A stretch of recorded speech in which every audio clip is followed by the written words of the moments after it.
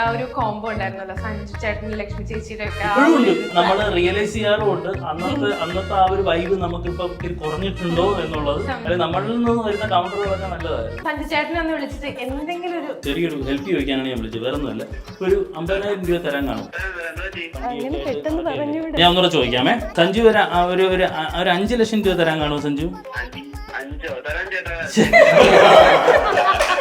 വൃത്തിയുടെ പറയുന്നത് അങ്ങനെ അല്ല സഞ്ജു, സ്ക്രിപ്റ്റ് അതല്ല ചേട്ടാ. ബുദ്ധിമുട്ടാണെന്ന് പറയണം, ഇല്ലെങ്കിൽ യൂട്യൂബേഴ്സിന്റെ പൈസ ഉണ്ടെന്ന് വിചാരിക്കും ആളുകൾ. ഞാൻ ഒന്നുകൂടെ ചോദിക്കാം, സഞ്ജു ഒരു 50 ലക്ഷം രൂപ തരാൻ കാണുമോ സഞ്ജു?